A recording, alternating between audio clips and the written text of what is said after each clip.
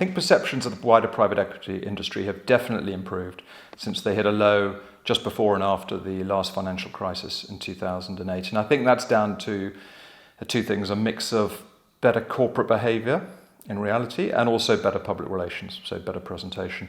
I think there's also a new generation of industry leaders who really understand that private equity now has to live in the public arena and be scrutinised, and the growth of ESG reporting and the focus on that. Years of hard work and the shift in mindset within private equity has seen the perception of the industry in Brussels shift from part of the problem to part of the solution, to Europe's continued economic growth and job creation.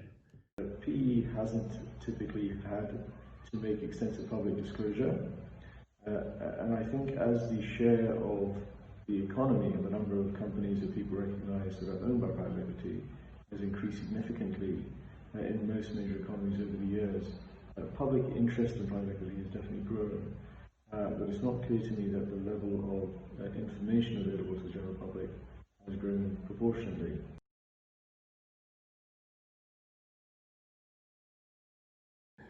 Humor aside, the fundamental challenge centers around transparency, self-awareness and commitment, remaining focused on what PE gives, not what it takes. We need to close the perceived information gap if private equity wishes to move beyond the predictable and erroneous stereotypes. The sector and its community has to open up yet further, engage and remain so in spite of unfavorable and sometimes challenging coverage. Private equity investors want complete outright control of what companies they invest in.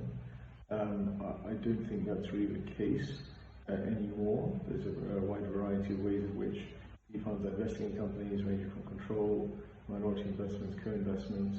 I think there's much greater flexibility of structure and of how they work with entrepreneurs.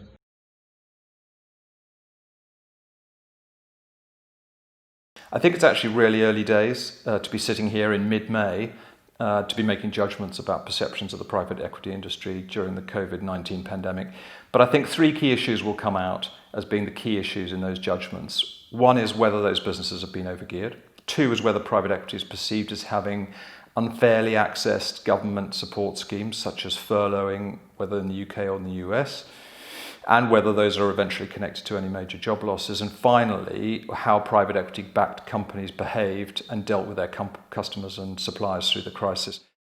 The most common misperception for me is that the PE investors will walk away when it gets tricky. But for us, it's much more than a financial investment. We are hands-on, working with our management teams, trying to make sure that the businesses we invest in come out of the COVID crisis as strong as they went into it. We've completed 2 transactions since the lockdown.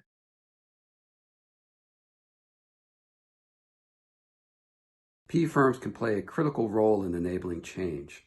Whether accelerating digitalization or embracing energy transition, firms with an entrepreneurial mindset, such as Tikahau, can help companies with their expertise and access to networks.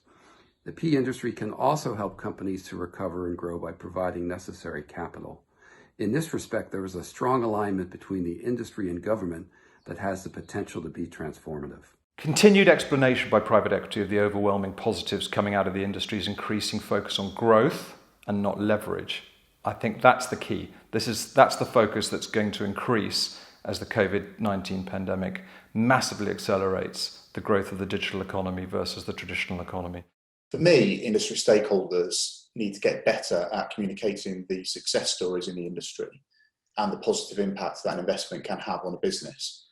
And for me, that's not just the financial outcome and the return to investors, but it's the growth of the business, it's job creation, it's job preservation, and making a positive impact on the business. We must continue to communicate the distinctive strength of our sector, its ability to fuel innovation, feed entrepreneurship, and grow ideas, people and companies where others will not and dare not. Providing evidence of this is critical, as is how we communicate this evidence and the extent to which the entire private equity ecosystem collaborates and coordinates. Invest Europe and its members are doing exactly this through an upcoming economic impact assessment report, a first on a pan-European level for our sector.